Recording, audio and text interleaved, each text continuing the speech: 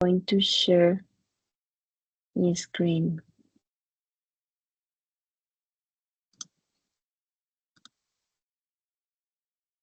Can you see the screen, William?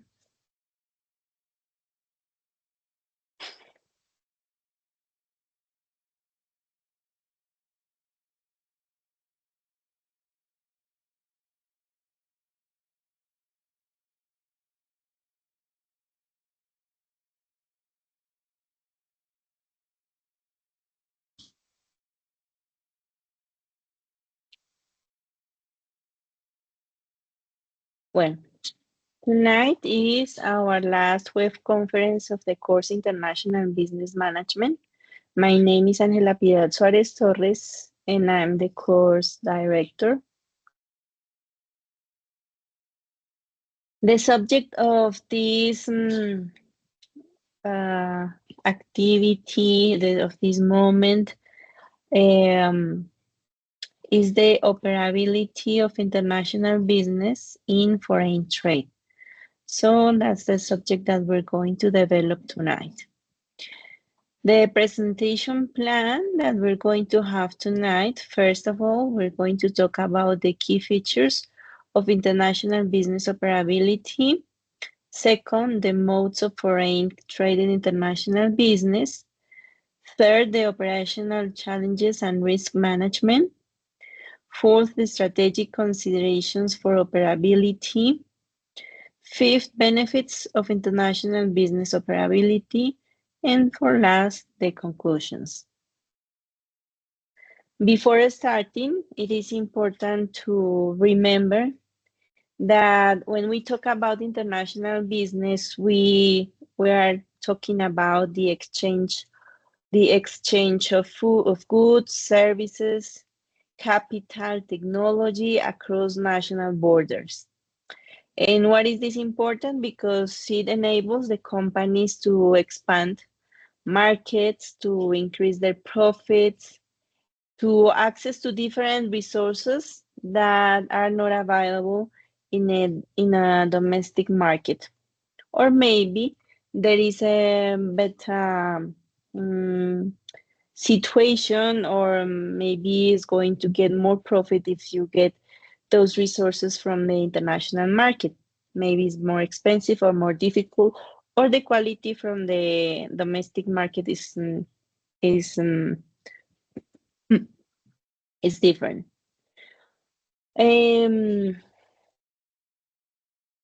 First of all, we have the key features of international business operability.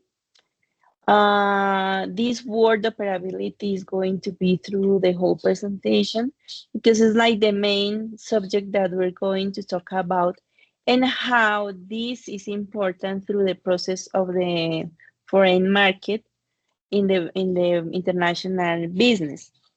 So there are some key features of this international business operability that we have to consider, and that we're going to find every time in the process. The first key feature is the cross-border transactions. When we talk about international business, we are always talking about the movement of goods, services, capital between countries. So that's like one of the key features when we're talking about this international business. Sometimes we talk maybe just about the movement of goods, or we consider the market of services. And sometimes we forget about the capital. So those are like the three main elements that we can have transactions through the borders, across the borders. And it's very important to consider, because sometimes when we talk about international business, maybe we think about exporting, or maybe think about elements, things that we can sell somewhere else. And sometimes we forgot about services, or about the capital, the movement of capital, which is one of the most important elements through the whole process of the international business. The profit and the capital make the business profitable, so that makes sense when we talk about international business. The second key feature is the cultural diversity. Through the course and through the program, there is an emphasis on cultural diversity. We talk about multiculturality. We talk about the management of languages and also the knowledge about the cultures, about the markets. So we need to consider how important it is to adapt to different culture norms and business practices. Sometimes when we consider business, we just think that is a matter of money or currency or profit, economical profit, an exchange of goods, of services. And we forgot that in the process, there are some elements that are very important to be successful in this process. So nowadays, we can see that maybe we can have an idea of international business, but in the current situation, we can see how um, the decisions that a president can make about international business, about international transactions, about international commerce or uh, foreign commerce, we or foreign trade, it's important to consider the culture. Maybe we can have some ideas, and when we talk about international business, we have our own idea, but it is important also for us to consider that the people that is listening to us, maybe they will understand something different. So we always have to consider how the cultural diversity is important in the process of international business. The culture is a very important element in the process of negotiations, of transactions, uh, in different parts of the process. And when we talk about this foreign trade, and we must be able to adapt to those differences that we're going to find through the process. Another key feature to consider is the multiple currencies. Maybe we think that when we talk about international trade, we're always talking about maybe dollars or maximum we consider euros, but we always have to be able to consider that not everybody is going to deal with dollars, with American dollars, or with euros. So if we want to trade with the other countries, we need to consider the currency that they have. Sometimes, for example, if we want to transfer some money, for example, to the UK, we think that we just have to consider the change of our currency and the British pound. So we just have to convert the money that we have, that we need to send, maybe how many pounds, what's the equivalent in Colombian pesos.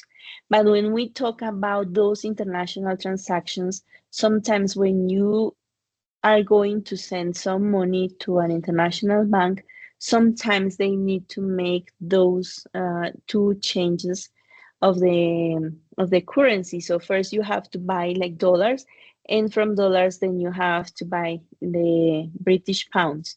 So in this process you're going to lose some money, or maybe the change is going to be different from the one that you considered before. So we always have to think that not every country is going to be working with the same currency that we think that the whole world is going to work. Sometimes we think that because it's international trade, everybody is going to talk in American dollars or euros, but surprise, the other countries, they have different currencies, and even if we can consider prices in dollars, after they're going to have a change to the national currency, and that means that we have some charges to cover. So we have to be very familiar with those elements of the multiple currency, because it requires managing exchange rates risks and currency fluctuations. every day, from Monday to Friday, there is a stock exchange everywhere in the world, and there is a fluctuation of the currencies that is going to affect in a very important way all the foreign trade. So those are very important elements to consider when we're talking about the process of the international business. Next, we have the political and legal complexities. What's the meaning of that? That we have always to consider that we're navigating through different legal systems, regulations, political risks, such as instability or policy changes. There are some countries that have like some relative equilibrium on their social and political situation. But for example, in the case, we have a very important example now with the case of the United States with the new government of Donald Trump, which is changing the route, the way of doing business in the world, because the priority that they have is the whole country, the supremacy of the country, the development of the country. So for them, it's more important to protect their own country. And in this way, the president is making some decisions that is affecting the foreign trade. So when we talk about this stability or instability, when we have in most of the countries a very important change in politics, there is sometimes instability. People, the business people, they have to think and consider how safe is to invest and to trade with those countries. So in the case of the United States, now there is very unstable situation because one day you have some taxes, some barriers to get into the American market, and maybe the next day are going to be changed, and maybe you have to pay more for customs. So this is very important to consider about the relationship that we can find between policy and economics and the foreign trade. So in the case of the United States, we have this example because the United States is making some very important decisions about the customs that they have, the taxes that you have to get the product into the country. And also, for example, in the case of Colombia, with the current government that we have, sometimes there are some signs of instability, of the political instability or economical instability. So the foreign investors, they try just maybe to stop the investment, to stop those considerations about investing money in Colombia or doing business in Colombia because they have a higher risk of maybe losing, or the profits are not going to be so good as they thought that they would be. So those elements of political and legal complexities that regard the instability or stability according to the policies taken by the government is very important to be considered in the process of doing business anywhere in the world. To consider the context, the situation, the political situation, if there is going to be a change of government. In the case of Colombia, we have like the risk of investing in Colombia is getting higher because there is no certainty about the protection of the foreign investment, the taxes that the people have to pay, the companies have to pay taxes.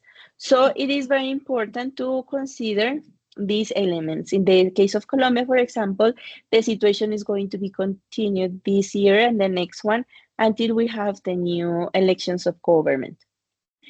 The last key feature that we have to consider is the extended supply chain. So it talks about the coordination across multiple countries with longer and more complex logistics. When we talk and we work on the aspects of logistics, we have to consider as the cultural diversity that the culture is going to influence the process of logistics sometimes. And also we have to consider the geographical and the weather conditions, because those conditions are going to make some differences on the process of logistics sometimes. For example, in the case of Colombia, we have some logistics, internal logistics that are very complex. In the case of Colombia, for example, in this time of the year, we're having like uh, time where we have so many rain in many places of the world and of the country. And with this situation, there are many important highways or highways that they have troubles. They have some troubles for the trucks to cross, because we have a lot of problems in our in our um, in our highways. So we had floods. We had some movement of the earth. So it's quite difficult sometimes when there is so much rain that makes more difficult to transport the goods from the center of the country to the coast. There are parts of the country that have more difficulties in this time of the rainy seasons. So, for example, in the case of Colombia, we have those seasons that make it more complicated. Sometimes about security, there are uh, some parts of the world, maybe some parts of the ocean, in the south of Asia, maybe there is a more influence of pirates, and that makes it more difficult sometimes or more expensive in some routes, because it's more dangerous and it's more difficult to go through these routes. So we have to consider all those elements. And also the logistics are not very easy, because we can have from the there are external elements that can influence the process of logistics. We can have troubles in the ports sometimes. We can have troubles with the weather that makes it maybe to take longer the process to get a boat from one port to another. Maybe sometimes when we have very extreme seasons, weather seasons in the airports, that makes more difficult sometimes to arrive the goods on time. So those elements are very complex and very important. And then, of course, we have to consider all the process of customs, because it's going to be very different depending on the country, the culture. Sometimes the process it's going to take longer depending on the play on the country that we have to legalize the products that we're getting in, exporting or importing. So those are the key features that we have to consider when we talk about the operability of the international business. Cross-border transactions, I remember you, that talks about the movement of goods, services, and capital between countries. The cultural diversity, which means that necessitates adaptation to different cultural norms and business practices. The multiple currencies, that requires managing exchange rate risk and currency fluctuations, the political and legal complexities, and the extended supply chain. So chains, sorry. So those are very important features that we have to consider. Next one, we talk about the modes of foreign trade in international business. We have three modes. The first one is about exporting and importing, is like the basic that we know, and it is more related maybe with goods and also considering services. So producing goods domestically and shipping abroad, or bringing goods from abroad for domestic consumption. The advantages of this mode is that is the easiest and the least risky mode of entry. and requires less capital investment. But it also has some limitations because it means that we need physical movement of goods, which involves transportation costs, tariffs, and regulatory compliance. The second one talks about licensing and franchising, which means allowing foreign firms to produce or sell products using the company's brand or technology. So this one is not talking about the movement of goods, but it is important because we need to think to consider all the legal process, all the regulations in the place where we want to work with this licensing or franchising. So there are some other elements that we have to consider very importantly in this mode of foreign trade. And the third and last one talks about the joint ventures and wholly owned subsidiaries, which it means the collaborative or fully owned foreign operations for deeper market penetration and control. So this one is like the other extreme point, which is the wholly owned subsidiaries, which is a collaborative job owned by foreign investors. So those are like the three modes of foreign trade in international business that we have to consider in the process, in the operative uh, element of the foreign trade. We're talking today about the operability, like the reality, the real world that we have to deal with when we're talking about international business or foreign trade. When we are considering really to work or develop our skills uh, working on foreign trade. Next one, we have the operational challenges and risk management. There are four elements that we have to consider, like four challenges that we can face in the process of this international business. The first one is related with political risks. We have to be sure that every time that we're going to deal with international business, with foreign trade, we're going to have some risks. Sometimes the type of business that we decide to do, uh, it depends on the type of risk that we want to have. If we don't want to have a very high risk, but the lowest, maybe we think about exporting a product that we produce to go to a special market that we know, that is very familiar for us, and that we think that is going to be like more secure for us and for the process that we want to follow. So the first challenge is related with political risk.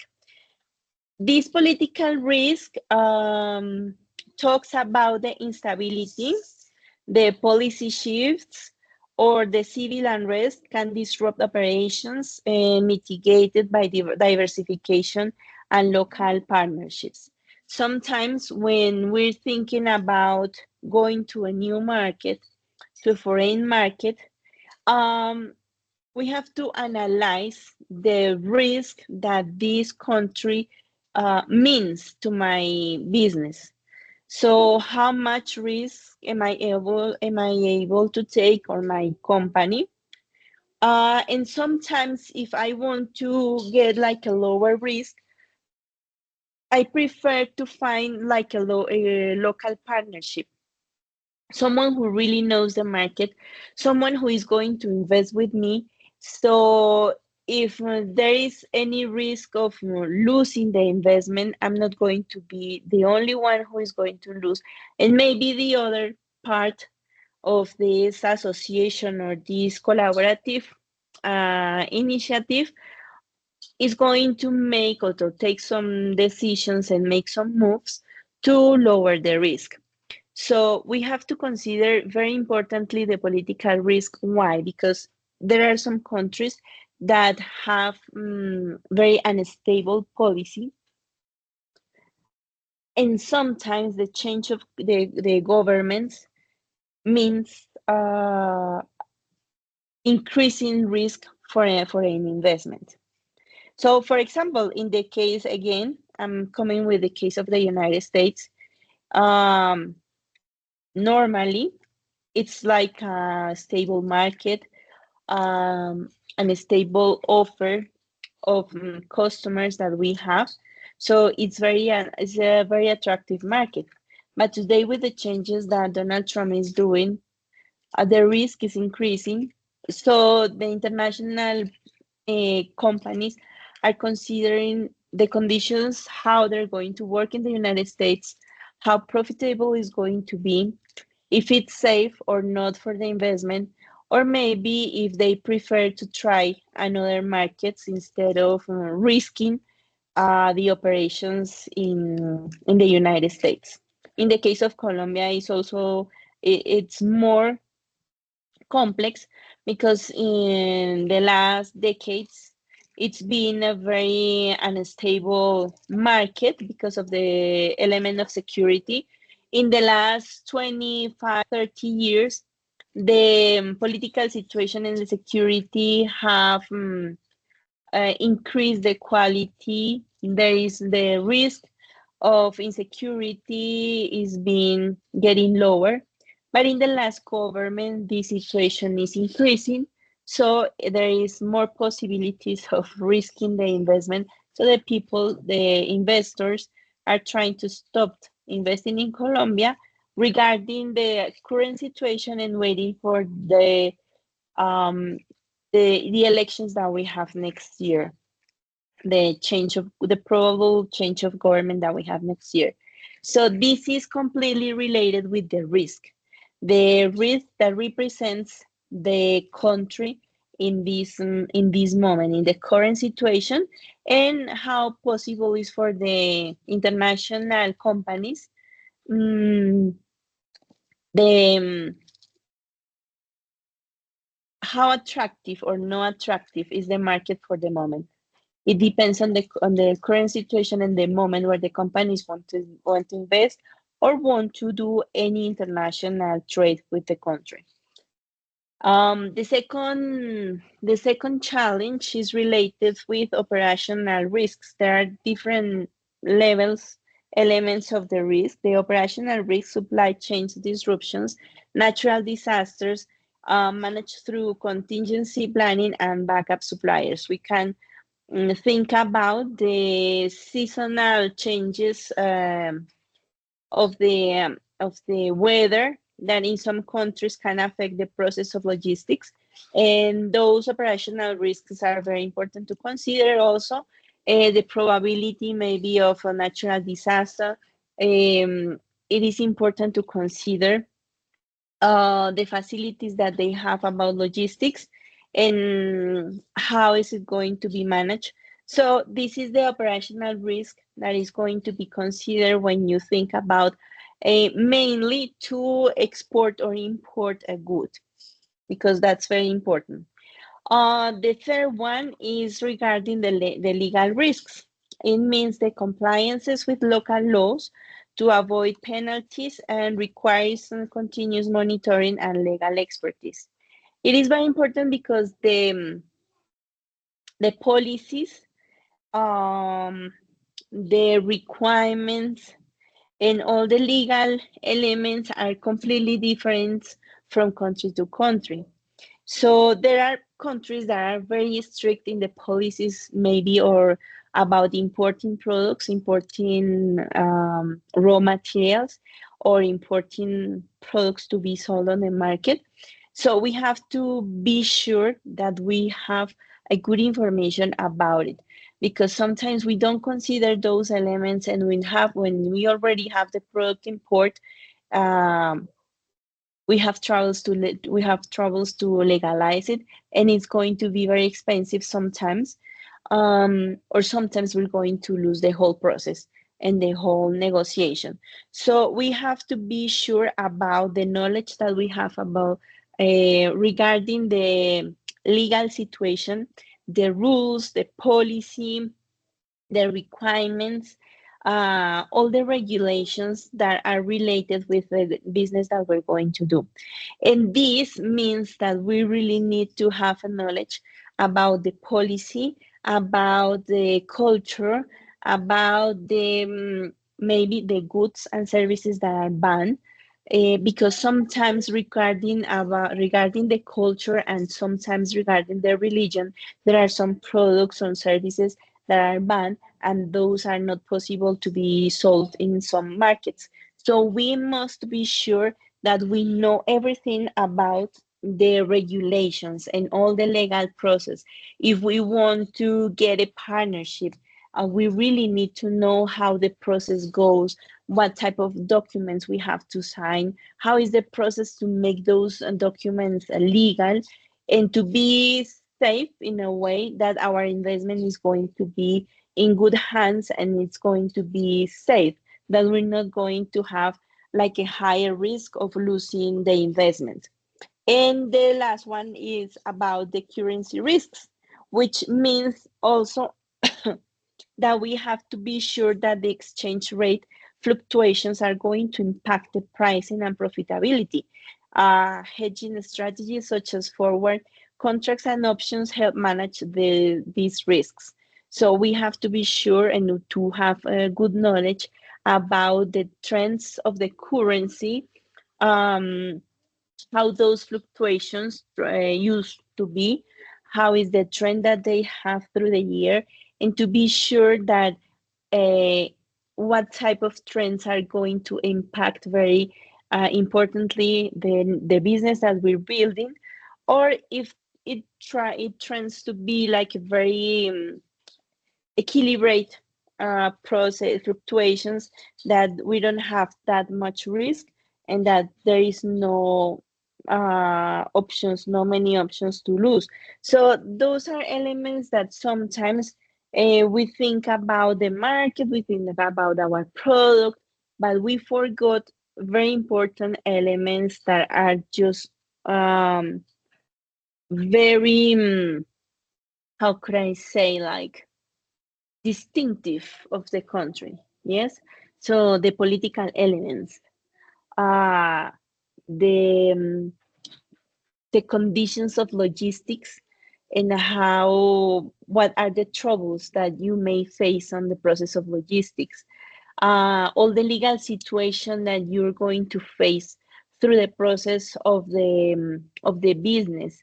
Maybe you know about the culture, but you have no idea about the legal procedures. Some countries, they just have a very bureaucratic process, so it's going to take very long to go through the whole document and legalization.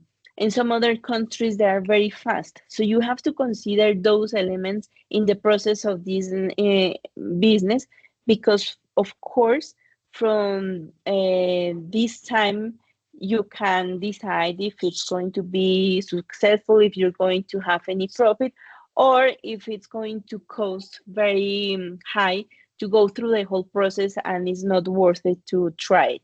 And the currency risks, because you need to know and analyze very well the trends of the international market, the international trends of the main currencies, and the currency that you're going to deal with in the process that you have to do. So those are very important challenges that you have to consider. And those elements are going also uh, to decide and to influence the success of or the failure of that idea of international business that you have.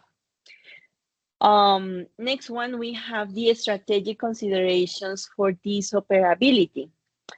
There are three considerations that you have to consider. The first one is about efficiency and competitiveness. International business invest in advanced management techniques, technology, and skilled workforce to improve efficiency and compete globally. So those are very, very important elements that you have to consider in the efficiency and competitiveness. We always talk about what's the element that makes your product or service different from the others that are offered by the market? How are you going to be competitive And of course, you need to talk and to consider the efficiency, because efficiency it's very related with profitability. So if you're not efficient, if the process that you have is not very efficient, then you're going to get less competitiveness and of course less profitable. So those are very important elements that you have to consider in the process of operability. Sometimes we have a very good idea and in our imagination everything goes right, goes perfect, but in reality you're going to find so many different elements that are going to make the process very slow, and maybe the time that you have considered for the process of the opening this new market is going to take longer. So you have to consider how useful is going to be that, if in fact you can wait that time to make that business and get profitability, or if at the end it's not worth to go through the whole process because it's going to be very expensive regarding the profitability, the utility that you can get at the end of the exercise. The second consideration is related with value creation and innovation. Leveraging frame specific advantages like knowledge, technology, innovation that are transferable internationally. So you have to be sure that the product or service that you are offering to the foreign market is really something different and competitive and innovative from the competitors that you will have. What's the value creation that we have? Sometimes it doesn't need to be something completely different out of this world, but maybe that means needs to offer something very different from the others. Sometimes it's something very basic, but makes a difference and of course helps the consumer. Next one is the market entry strategies. Choosing an appropriate mode of entry based on resources availability, risk tolerance, and market conditions. Those are elements that you have to consider. So there are so many different um, elements and features and considerations that you have to analyze and to know about the market, about the customer, about your product, about your competitors, and not always because it's for you, it's a very innovative product.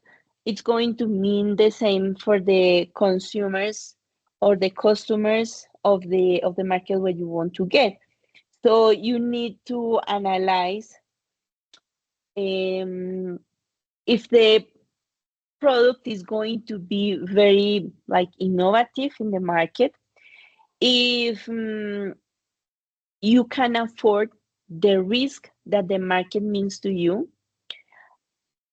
if the market offers the conditions for your product to be in there and to get some um, share of this market, or if at the end you can see that there are so many different difficulties. Maybe the logistic is going to be very expensive, maybe the legalization of all documents is going to take longer, if you have troubles in the process of customs. So those elements are very important to consider because every single element is going to uh, make the change in the successful of your business, the business that you're trying to deal with. So every single element is going to be or more, or is going to be in the process, or is going to be more risk, less risk, more profitability, less profitability. So those are elements that you always have to consider and to know, to analyze, very importantly, to analyze if it's worth every single step that you're doing and every time that you're taking for the whole process. Next one, we talk about benefits of international business operability. Just give me a second, please.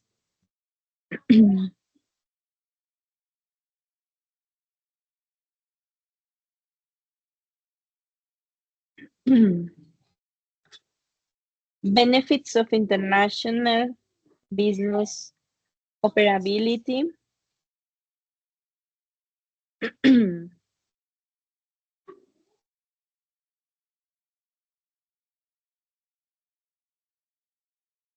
First of all, it talks about the foreign exchange earnings. Supports the national economy by earning foreign currency for imports and development.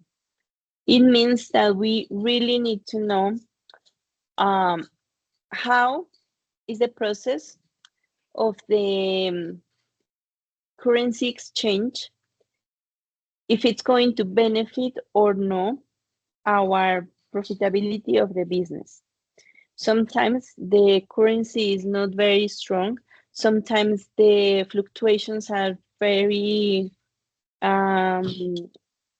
um, very, they have a very strong change from one day to another because of the policies, because the security situation in the country. There are so many external elements that are going to influence this foreign exchange, which means that we have to analyze very well if the exchange of the currency is going to be good for our business, if we're going to have a higher risk, or if there is certain stability that is going to help us in the process, and the foreign exchange is not going to be is not going to mean a risk for our business. So we have to consider very well the whole process and analyze very well. Second, the resource optimization. Countries specialize in producing goods efficiently and trade surplus with others, enhancing global productivity. So, of course, we have to analyze how expensive it is going to be for us to take these products from, in our case, from Colombia, maybe to China, and consider what's the type of products in which China is specialized. So we're not going to offer a product that is going to be very cheap or easy to find in China. So we have to offer something that is not very easy to find in a very close market to from China, and that they don't have so much, for example, production. So this is very important because sometimes we don't know that much about the production in those different countries, and maybe we're bringing products that they don't have, that they are very familiar with. So there is not going to be like a profitability or a future for our process of the international business. Next one, we have the growth and employment. The access to larger markets enables scale, growth, and job creation. We have to consider that if, in fact, we have a very good knowledge about the market, we have a very good knowledge about the product and the share market that we're going to get, that we have very good possibilities of getting into that market, that our product is going to respond to the needs of the consumers, we have to consider that sometimes if my product is going to be like the answer to those needs, maybe I'm gonna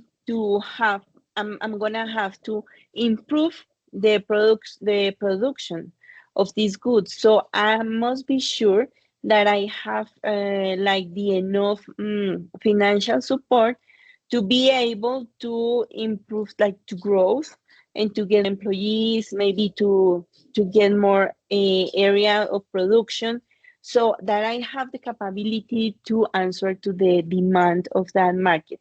It's not, for example, that yes, I'm going to offer some mangoes to Europe, and then the mango arrives to Europe and they say, oh, this is really good. And then the people start to buy and to buy and to buy.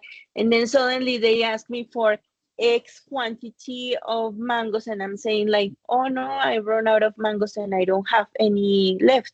So this is a very big problem for a company, that at the beginning says, yes, I have enough. And when the market is asking for more, that you don't have any possibility to cover that demand. So it's very important to be sure that if you're going to consider a new market and you're going to get the access to the new market, you have to consider that if they ask you to grow, you need to have the financial support and the capacity to grow.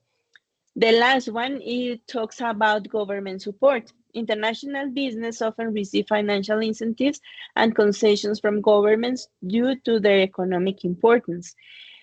Maybe in the case of Colombia, there is not that important support. It's not that strong the support that we can have from the government. But there are some other governments that, of course, they have. So we have to analyze that, because if we have some competitors that they have the governmental support, we have to analyze how strong is going to be that support regarding the capabilities that we have. Because if they have governmental support, it means they can have a subsidiary, and the cost of production is going to be lower, considering the situation that we have in our country where we don't have any governmental support. So we have to analyze those differences, and of course we have to analyze how of course the market where we want to get is going to have the development of our product, and if the competitors that we are going to have in that market, they have that differential element of governmental support that may help them to have a lower cost of production, and of course they're going to offer a lower price in the market. So this is very important. There are so many different elements. We could have a huge talk about each of them. So I was just giving you like the general idea of those elements that we are always going to find through the process of operability of the international business or the foreign trade, because maybe when we're just reading and looking at the generalities, we can see that, oh, yes, it's about just analyzing the new market and looking at the competitiveness and how competitive can I be, and I like this market and I like the other. But then when you have to go through the process of the currency, of the legal situation, of the bureaucracy that some countries they have, logistics, and the policies that the other countries develop, so, and the stability, so we have to look at different important elements that are going to make the difference in the process of the successful or the failure of our process. So as a conclusion, we can see that the successful operability international business requires understanding complex environments, managing diverse risks, and strategically choosing modes of foreign trade. There are so many different elements that we have to consider. And equipping businesses with knowledge on cultural, legal, financial, and operational aspects is essential for thriving in global markets. There are so many elements. So sometimes we think that just one person is going to be able to go through the whole process to analyze those elements, but we always need a cultural knowledge, a legal support, a financial analysis, and of course a knowledge of the process of the whole operation, and how is like the logistics of bringing this element that I produce here in my country, and how I'm going to take this through the other side of the world, and how is going to how is going to be the cost, what's going to be the cost that it takes, the logistics, how many of these elements I'm going to send just the first time, and if it's going to be profitability, maybe because the logistics is very expensive just for a small box of those elements. So there are so many elements, and in the process of logistics, for example, regarding products such as fruits or vegetables, we have to analyze how long it's going to take taking from the harvesting place to the port, from the port to the other port of the other country, and how many days is going to make to take the process, and the insurance that I'm going to pay, and what's the insurance is going to cover, and what's the conditions that I need to guarantee to the product to be able to get in perfect conditions to the next market. And from the port, how is going to be distributed, or logistics that is going to be developed to get to the final consumer. So there are so many details and elements that we have to consider in the process, of course, of the operation of the international business. So this is just like general ideas about the operability of international business in foreign trade. I would like to know, maybe, William, if you have any question or if you want to share any experience.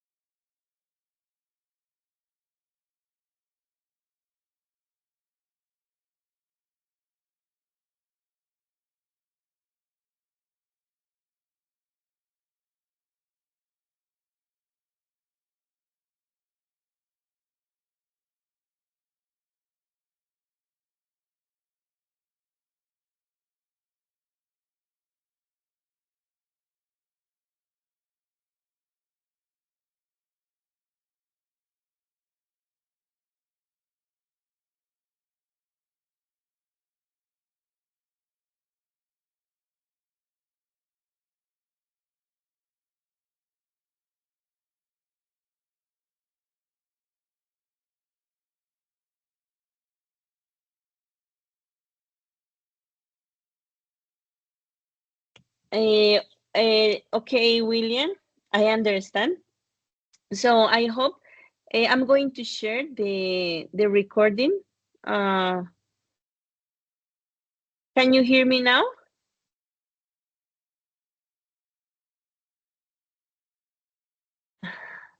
I'm going to send the recording maybe tomorrow morning.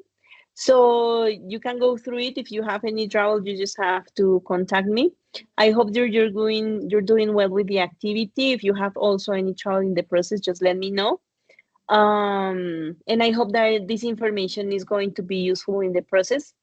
Um, I don't know if maybe you belong already to a semillero de investigación.